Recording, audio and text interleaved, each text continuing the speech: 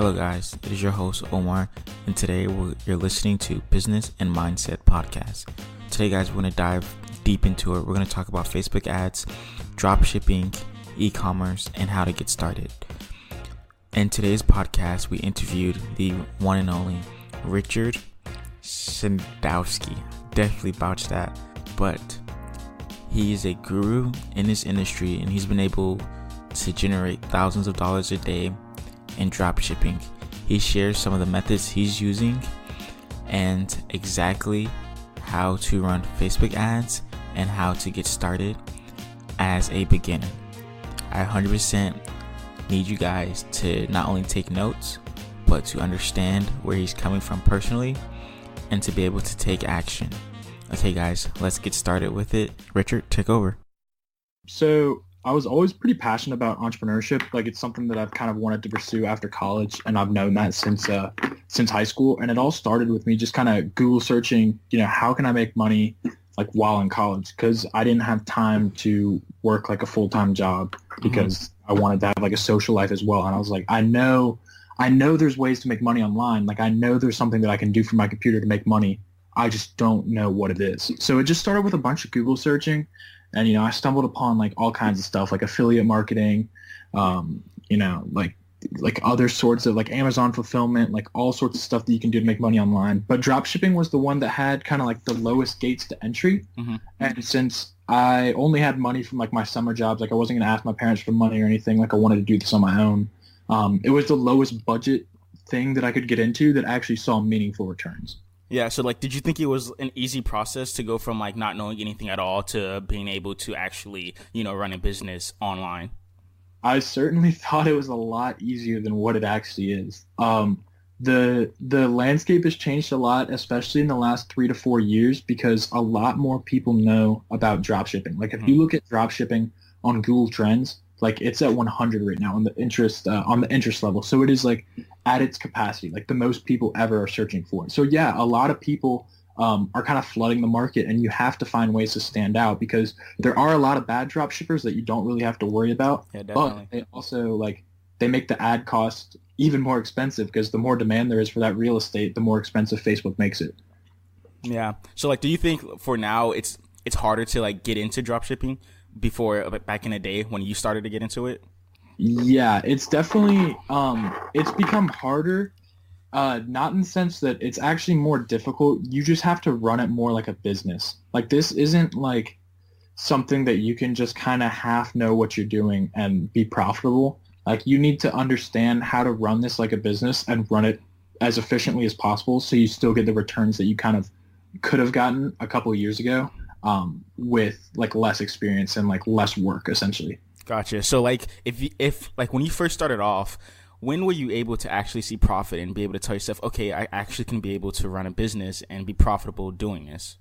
So I was breaking even for a while. Like the first 3 months, I was either losing money or breaking even. So the first 2 months, I was like breaking even or just like losing a little bit, but not enough to discourage me. Like I was losing like $100 a month, like $200 a month. Like it wasn't anything super serious, but I felt like I was learning a lot, so I wanted to keep doing it. And I just thought I was going to get better with like every single thing that, like with every single aspect of the business over time, because there is a lot of stuff that you have to do on your own. Like you have to be a man of many hats. Like you have to know how to use Facebook and use Facebook marketing, and then you need to know like how to write ad copy.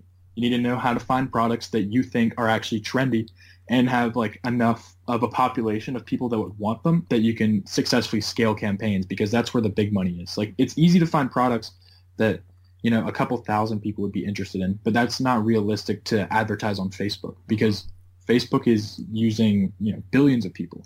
And so you need to find a product that hits with enough of them so that when you target it, now there's maybe 200,000 people that are potentially interested in it, because those are the products that you can really scale aggressively. And then that's where like the big money is. Yeah. So like when you first started off, like what was the biggest learning curve for you? Like what was your aha moment? Like the biggest aha moment I guess I had was product research. Like I used to not do that much product research. Like I would do product research, but it was very like if you think of it like an onion, like I was just going to like the surface level, and there's a lot of layers to it that you need to check. And I think the big aha moment for me was like this summer actually. So I worked with a private equity firm, and what we did there was a lot of like really detailed due diligence on companies and like really understanding everything about their business. And I kind of took that same mindset and took it to my products. It's like, okay, I want to know everything I can about this product before I try to sell it. So like if I find a product that I like, for example, if I find it through Facebook, because that's one of the things I do. Like I just use the Turbo Ad Finder Facebook extension and scroll through my own feed. And if I see something that I like, I don't only just like look at it and I'm like, oh, that's a cool product, then go to AliExpress and import it. Like I will go to the company's page, see if they're a branded store. I go to Amazon, I check if Amazon has like a similar product, because in today's day and age, like Amazon can beat you with 2-day delivery. And I know personally that I see social media ads for stuff, and then if I don't like the shipping time, or if I just want to deal with a company I know I trust, I use Amazon. So like there's a lot of people that'll just see a product, be like, oh, that's a cool product, that's a cool video, I can sell it. But I check the other selling platforms. Like for example, if I find a really cool product that solves a big problem that doesn't have the same version of it or like a similar variation of it on Amazon, I like get really, really excited, because you want to find products that are really high in demand or have high demand possibility, and that are in really low supply. So I check a lot of big retailers and see if there's like local places that could have this product, because I don't want to have a product that people see in the stores all the time, because that means, it's probably kind of saturated and the people that want it have already got it. Gotcha. So finding something that's kind of new, or a new solution to an old lasting problem. And then also things like, for example, when you have a Google Ads account, you can use Google Trends and Google Keyword Analysis and see how many people are searching for that thing a month. And then not only searching for that specific problem or a specific product, but actually searching for that specific problem. So for example, if you're selling like an anti-snoring device, you could look up, in your Google Ads Manager, when you go back to like keyword searching or whatever, you could search how to stop snoring, or anti-snoring device, or like, how to eliminate snoring and stuff like that, or like anti-snoring products, and just do a bunch of different tests. Like think like a consumer, like what would they be searching for if they were having these problems? And then doing keyword analysis. Like if you see that a lot of people are searching for this product, but there's not a lot of people selling it, then you can kind of know with at least a lot more certainty than if you just did kind of like thin level research, that it'll be a good product. And that's how you, in today's market, because ad costs are rising, that's how you minimize your loss in this business, like testing products. Because if you know with like an 80% certainty that you're at least going to like break even or make a little bit of money with the product, you can become a lot more confident and aggressive with your ad campaign strategies.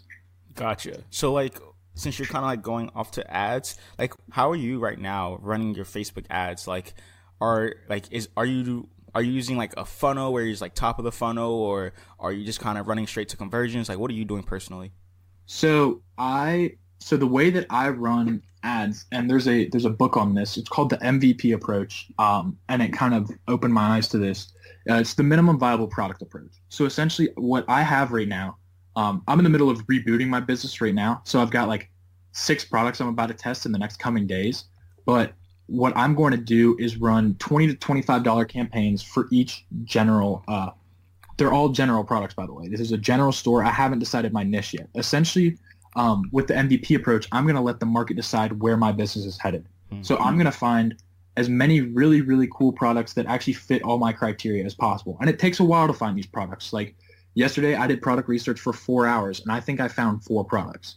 Like it's not something that I'm just very easily stumbling upon these products. It's a lot of looking at like Amazon Movers and Shakers, AliExpress, Facebook, a combination of all of them, and then just doing a lot of research, because a lot of the products, after, on the surface they look really good, but then after I do more research, I'm like, oh, like maybe not that many people are searching for it, or oh, there's like the exact same products on Amazon and a lot of people are buying it on Amazon. There's no way I can compete.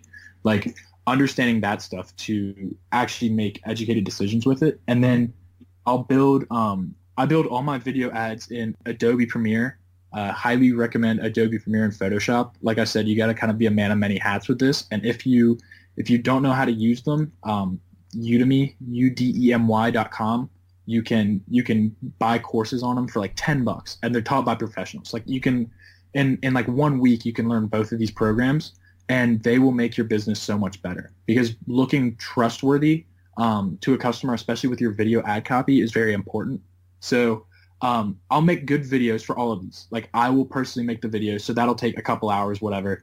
Then I will just do PPE campaigns for all of them, about $20 to $25. You know, just enough to get myself a baseline of, you know, consumer interest and, you know, like video views and all that kind of stuff that kind of builds a little bit of social proof. Mm-hmm.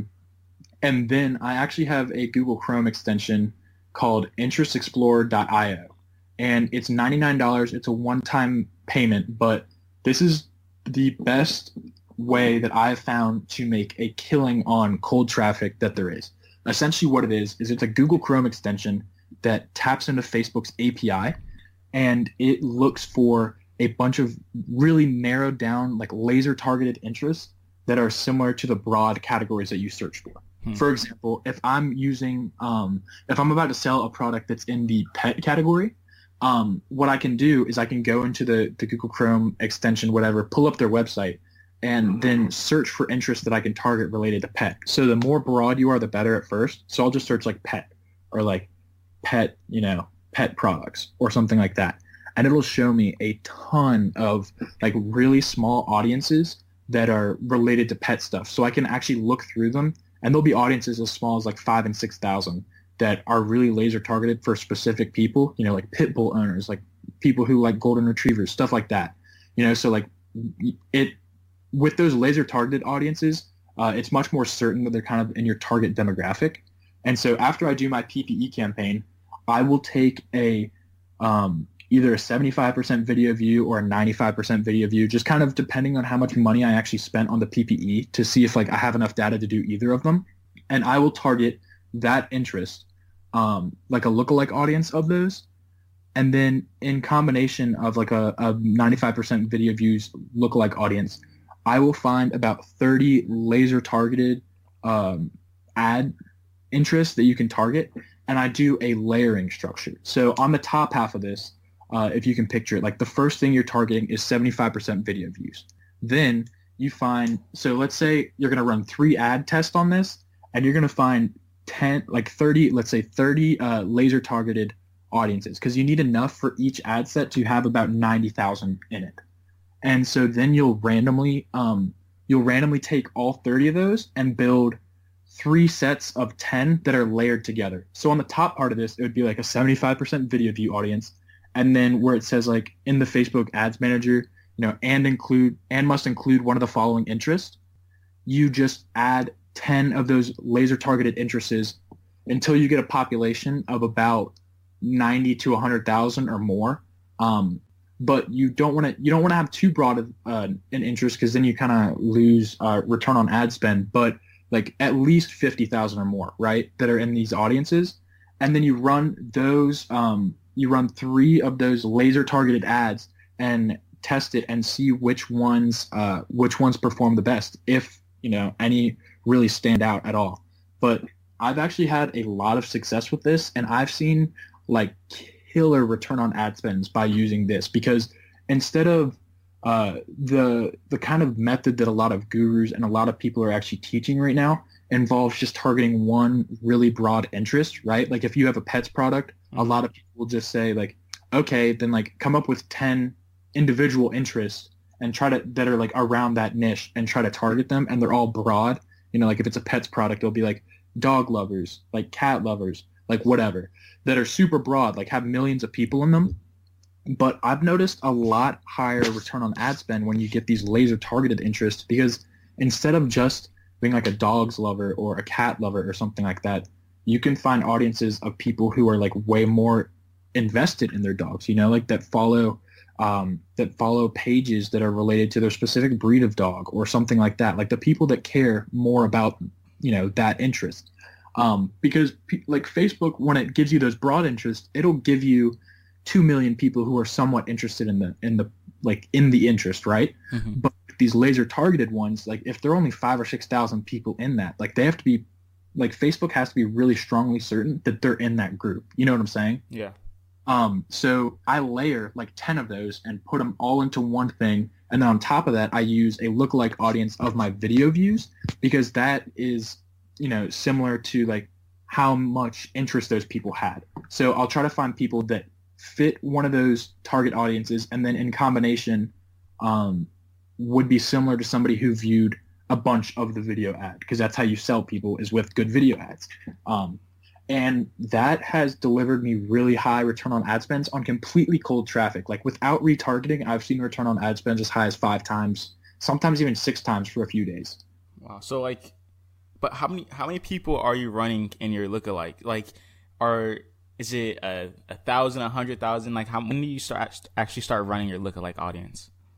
I start running my lookalike audiences when I think I have enough video views to make it worthwhile. So since I'm just doing video views, I try to have, like if I'm doing, let's say 75% video views, it would definitely be pretty nice to have a few thousand 75% video views. So Facebook has enough information on who you're trying to target.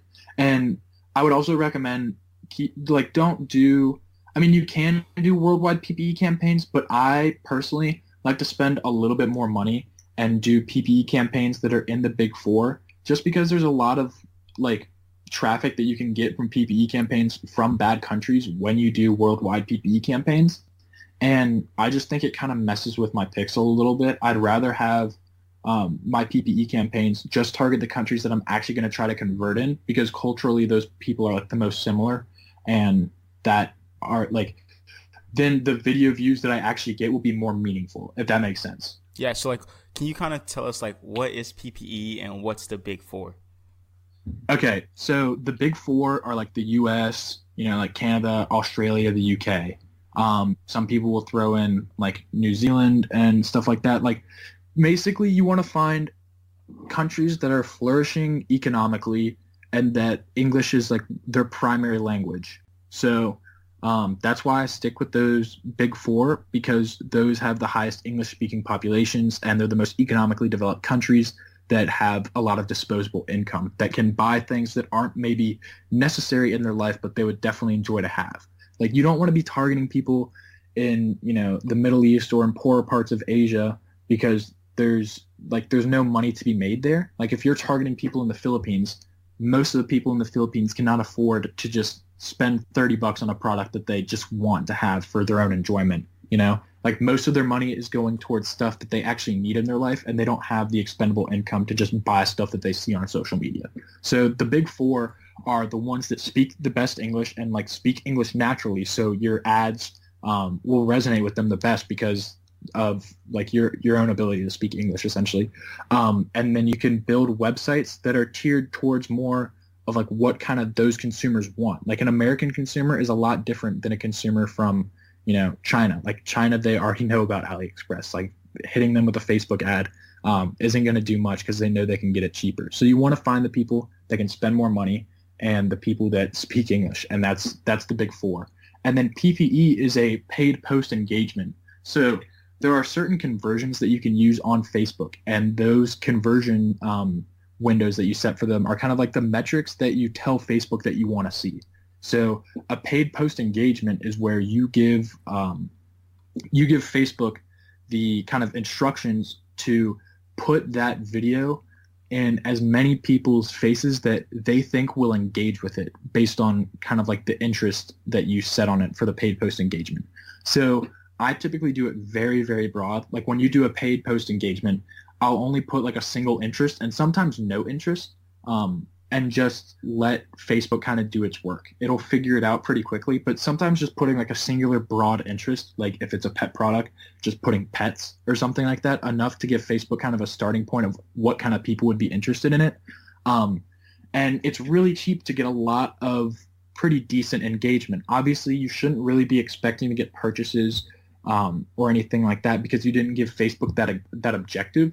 It's putting in front of people who they think we're going to engage with it, who not necessarily are people that would want to make a purchase. So that is just to give a paid post engagement is essentially giving your Facebook pixel and your Facebook business manager the information that it kind of needs to build a profile for what your ideal customer is, especially for that specific product. So each product has like a product ID or whatever that Shopify gives it and that Facebook gives it.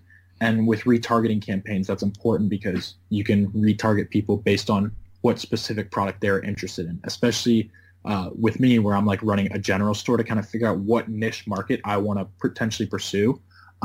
That's really important for retargeting campaigns. So a PPE is essentially giving Facebook some data on what kind of people it should actually be targeting, because obviously there's a lot of different people, especially like even in those big four, like very diverse countries, like have a lot of different personalities and people with very different interests. And you need to give Facebook some kind of building blocks to figure out, okay, these are the type of people that this company is trying to pursue because these are the type of people that will convert the best. Yeah. So you talk about PPE and you talk about video views and scaling, essentially. So like when you're done, when you run your PPE, and then you start getting information and data from the video views and stuff like that, what do you do with it? Like, how are you taking it to scale? So what I really focus on is building like a step-by-step increase in the amount of data that I have with my customers. So at first, obviously, video views is the easiest, most attainable thing to get on like a Facebook video. That's enough to give you a kind of idea of what kind of people engage with that kind of content. Then the next step is to continually, the reason that I like this, the cold targeting strategy that I did is because it's just, the audiences are pretty small. So it's just enough to get you really, really good data for building lookalike audiences. Lookalike audiences are kind of like my bread and butter. That's letting Facebook's algorithm do the work. And when you set it up in a campaign budget optimization system, it's really easy to let Facebook kind of figure out and do the dirty work for you. So, it starts with things like who's like a lookalike audience on who's most likely to engage with my post, video views and stuff like that. Then once you have enough data, let's say you have at least like 50 or 60 link clicks on your, or interactions with it. Then let's let Facebook try and make a lookalike audience for each country based on like how likely they are to click a link, or actually like click your link to try to shop now. Let's take it from, actually just interacting with your ad and going to your website to, let's see if we can do the top 25 percent of visitors that spent time on your site. Facebook is very, very powerful. It can tell you which people, based on the people in the past that spent the most time on your site and spent the most time on certain products, were pretty interested. So you can use like a top 25% of time spent on your site because those people were probably more likely to actually be considering the product. Then you can do a lookalike audience of people who added to cart but didn't actually check out. And then once you get, let's say, like 100 add to carts, or at least 50 is my baseline before I test each action, but 100 to 150 plus is most ideal. It really just depends on the type of budget you have. But I would try to stick with, like, if you're making good money off your baseline ad sets, like, don't stop running them. Like, keep running the ones that are video views and stuff like that if they're still making money. But as those start to kind of dry out, and you need to keep scaling, once you kind of realize that you want to scale it more aggressively, or you think you have enough data, then just take it to the next step. And I basically go step by step all the way to initiate a checkout where they got to the payment page but didn't make a purchase. And then lastly, when you have about 150 actual conversions on the product, which if it's a good product, you can get there relatively quickly, then you can build lookalike audiences on purchase campaigns. And that is where the big money is. That is because Facebook can now build really large audiences of people that are very similar to people who have made purchases on that specific product or on your site. And those audiences can be a lot bigger than those laser targeted audiences that you started with on cold traffic. Gotcha. So for like someone that's a beginner, like a true beginner, maybe someone who's watched maybe one or two videos, right? Where would you tell them to start off? I would tell them to start off on YouTube, and there's a lot of people that honestly, like, if you're going to start a dropshipping business, like, don't listen to a YouTuber like don't listen to their stuff like it's the Bible unless it's somebody really, really good at it, like Gabriel St. Germain, Jordan Welch. Those are two guys that I watched a lot that got me a really good foundation of how Facebook actually works and how to build really solid ad campaign structures. And then a guy that I mentored under Matt Riley, his YouTube is Dropship Deluxe. He's starting to make some really good videos, and he has some good content on Google Ads, which is another way to really kick up your return on ad spend, because even though Facebook is where more customers are and you can reach a mass amount of people, Google Ads can get you some steady like residual income on the side that's really high in profit margins through Google Shopping campaigns. So when you have a general store and you have, a couple hundred products on there, by the time you've really tested a ton of things, you can build a Google Shopping campaign and then have those running on the side. And you pay based on the link clicks, and the conversion rate's a lot higher because people are actually searching for that problem, or actually searching for that product and clicked on yours for a reason. So it's a good way to just kind of boost the margins of your business. Yeah. But if you're an absolute beginner, like try to learn as much as you can about just every single facet of the business. So I think a lot of people don't realize how tough Facebook ads are. Like you have to have a strategy, because if you don't, Facebook is just going to eat your money and you're not going to make anything. Like that happened the first 1,000, like I took my time with it, and the first $1,000 I spent on Facebook ads, I got back about 800 in product sales. And that doesn't even, account for the amount that I had to spend to get the products there, and then the time I had to invest in customer service and stuff like that. Really take your time to just kind of understand how the business works, and specifically how Facebook works. And I can't stress enough that like courses on Udemy, like if you don't know how to use something, like get a Udemy course. They're cheap, and they usually give you enough information to become moderately proficient in whatever subject it is. So like Adobe Premiere, Adobe Photoshop, like those are two great ways to make good product images and good product videos that stand out. And for $10 each, you can get a course on Udemy on both of those platforms. And for $20, you can basically learn how to not master them, but understand them well enough so you can be ahead of your competition. Same with like if you need to track your finances, like use Excel or something like that, like you can get a course on Udemy. And the same goes for dropshipping. There's some very basic courses that'll give you overviews, and they're low investment. Like you don't need to invest in a $500 course or $1,000 course to figure out kind of the business model. And if just with 10 or $20 you can get a kind of foundation and see if it's something you want to do, that's a great place to start. Also, you don't need to, some advice for a beginner, you don't need like a paid theme when you initially start. You can build pretty solid stores with free themes. Like I can tell you right now, here's like a free like information thing that that I know that can help a lot of people. Venture right now is the best free theme on Shopify, and I know this because somebody that I know has split tested, with hundreds of thousands of dollars in Facebook ad spend. And Venture is an entirely free thing from Shopify. It's super easy to build a pretty solid looking site on, especially when you add the right applications, and it converts the best by far of all the free themes.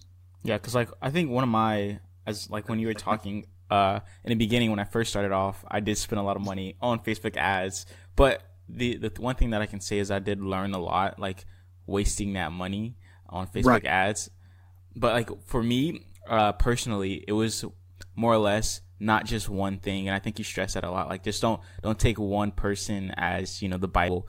Kind of venture out and learn things on your own. So yeah, that was one of the big things for me. Like you learn one thing and then you think you know everything, when and the reality of it, you really know nothing. Right. Yeah. And there's plenty of free content too on like how to use these applications that I said. I know I said Udemy is a good place, but if you really don't have the money, like you can learn so much through Google and Facebook. Like anytime you have a question, Google it, get in some Facebook groups, and you can just kind of learn stuff through other people's questions, and then get onto YouTube and try to find a video on the subject. It's very easy to teach yourself how to be really good in this business. Everything from logo building to how to run your ad campaigns, how to create good ad copy. I mean, I've even learned stuff. I've learned so much stuff through free knowledge that I didn't have to pay for, but every little tip that makes your life exponentially easier. Mm-hmm. Like I learned how to build a really solid contact us page, and I'm now trying to learn how to use JavaScript to, instead of having to pay for a tracking application that has like a monthly fee, I'm just going to paste some JavaScript into my website and make it so people can track their website, their purchase directly through that. So hopefully this can lower the amount of time that I have to spend on customer service and back and forth emails and stuff like that. There was also some free email templates that I found online that people will give away, like on customer service, how you should be responding to emails, how to maximize, because when customers get really upset with you, you feel like really inclined to be like, oh yeah, like I'm sorry, like here's your money back. But ultimately, like that's kind of stuff and that money that you could just be giving back to them, you can still keep so long as you have good customer service and you actually, like make them feel like a good customer, like a valued customer. So people are way less likely to demand refunds if you treat them well throughout the process, and finding the ways to treat them well is just something you kind of learn over time, but there is a ton of free information on it. Like I said, like there's definitely tons of great YouTube videos on how to deal with customer service, how to deal with, refund policies and all that kind of stuff that you can find online, and then decide what aligns best with you. Like if you want to have a really good refund guarantee policy, or if you want to actually make them return it back to you, like to get a refund, that's up to you. But there's just tons of stuff that you can learn for free. And I would say, the more time you actually invest in each and every facet of the business, the better you'll be from the start. Like the more time you actually spend trying to learn stuff before you implement it, the better you'll be on your first go around. Yeah. So like for you personally, where do you think that you're where do you think you're gonna go with the information that you've learned and like all the data you've collected? Like, are you gonna create videos, or you're gonna create a course? Like, what do you see yourself in like a year from now?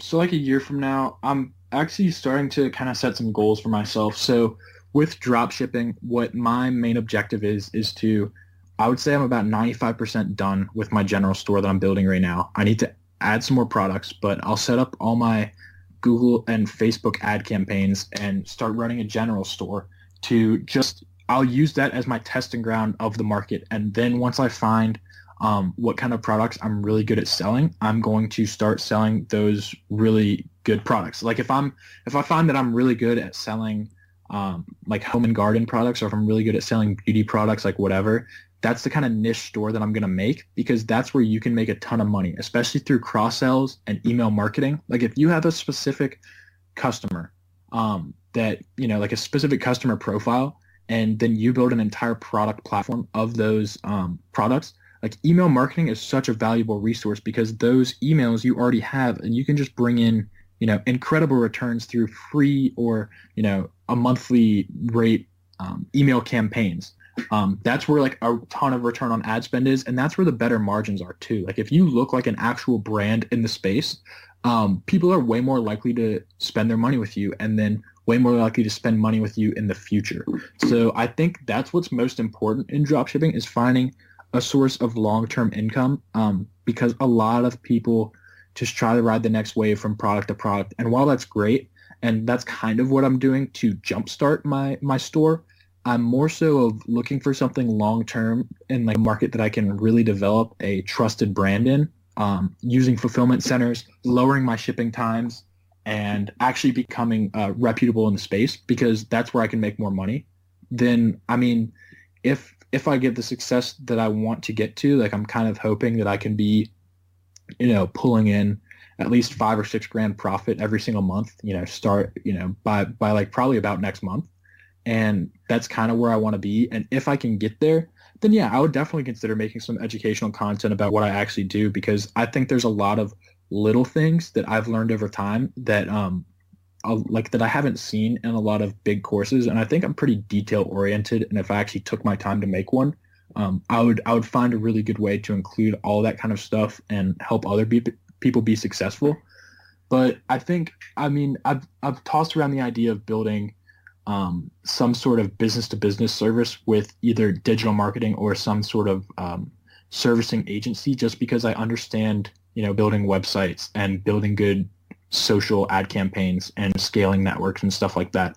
So I may look for something that has more long-term potential, that has higher profit margins on it and like retention fees and stuff like that, where I can keep making like a lot of passive income that is kind of like I would kind of outsource a lot of the work. And I think my long-term goal is once I graduate school is to just have, if I'm not going to pursue e-commerce full time, I want it to be still a really good kind of, side business is the word for it, but I'd be making a lot more money than what a lot of people think is like a side business.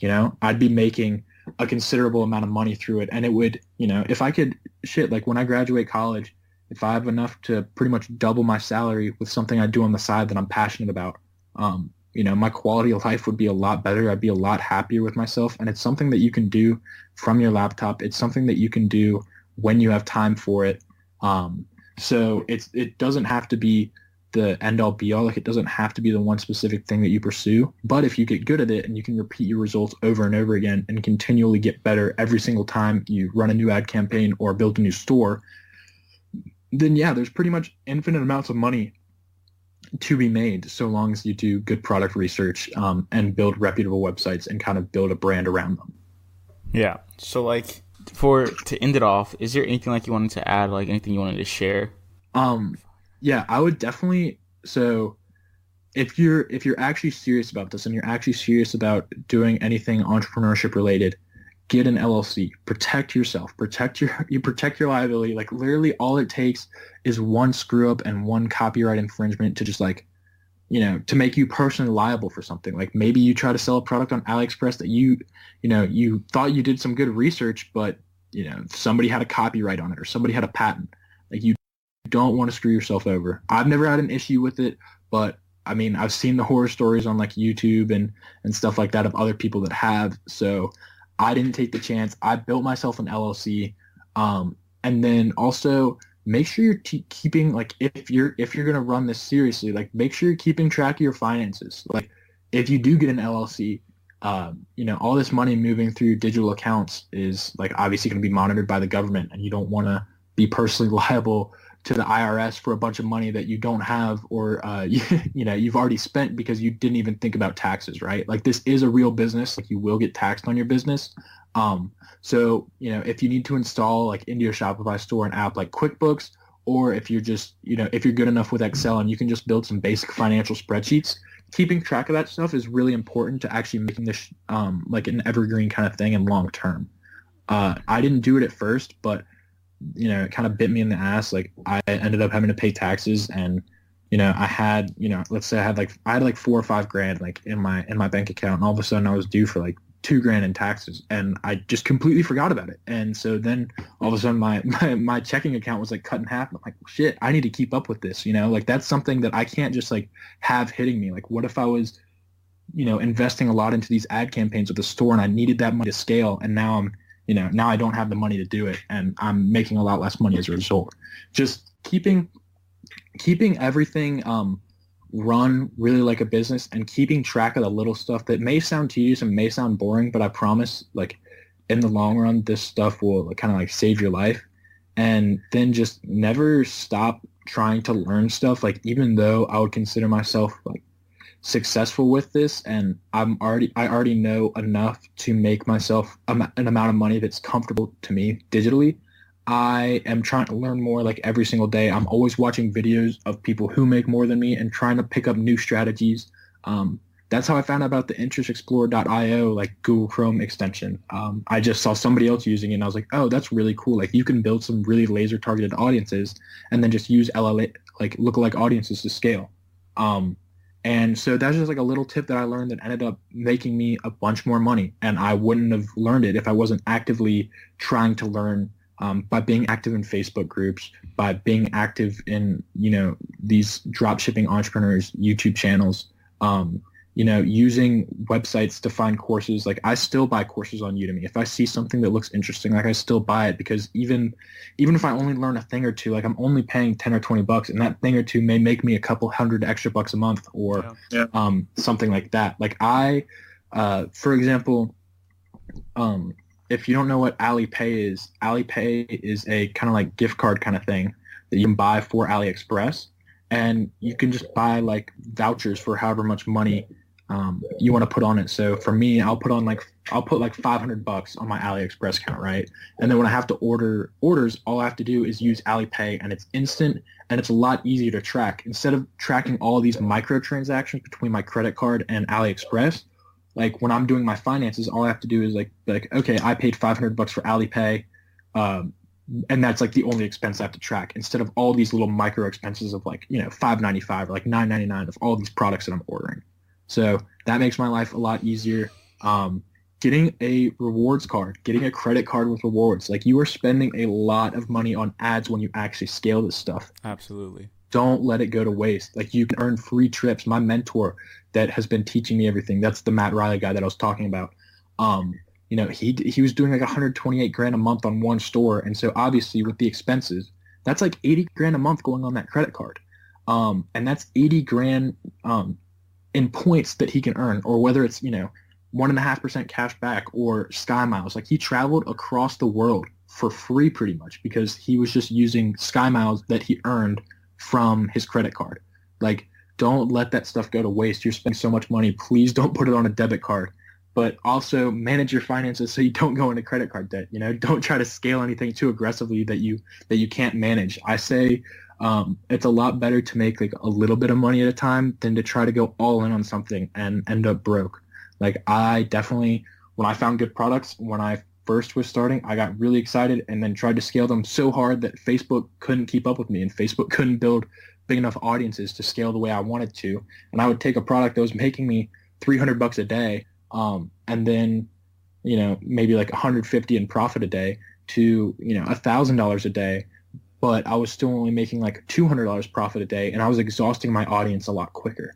So definitely give Facebook time to develop better audiences, because you'll get a better return on ad spend, and you'll make more money in the long run. And then please use text as a retargeting campaign. Like download an app in your Shopify store. People open text a lot more, and if you get a phone number on an initiate checkout, you can like triple your conversion rate and have like a 7 or 8 times return on ad spend for retargeting through text and an email. Definitely make sure you have an abandoned cart sequence set up. Ad costs are getting more and more expensive, and you want to pick up every single customer that you can.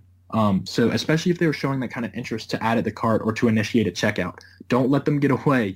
Like at that point, you've already got their information. It's entirely free, or, free enough to retarget them because it's pretty cheap with an email marketing plan or a text marketing plan. Don't let them get away. Those are your big margins right there. You've already used your Facebook ad spend to get their information.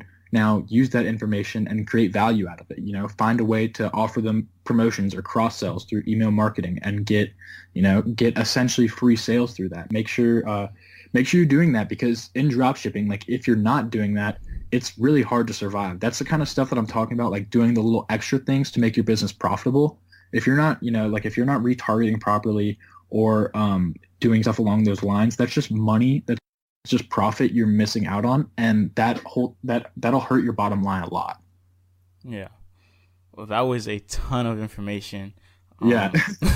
I tried to give you as much as I could. Yeah, dude, that was great. Thank you so much for coming on. I really appreciate it. I'm definitely going to be using some of the tips that you've mentioned. Definitely going to run back through this. I really appreciate it, man. Good luck in the future with your business. And yeah, that's it. Appreciate it. Yeah, absolutely, no problem. I'll let you know how my store does in the next couple of weeks, and then I can try to give you some updates or tips that I learned through it. Yeah, definitely. We can definitely run back with this again. Definitely. All right, sounds good. See you, man. See ya.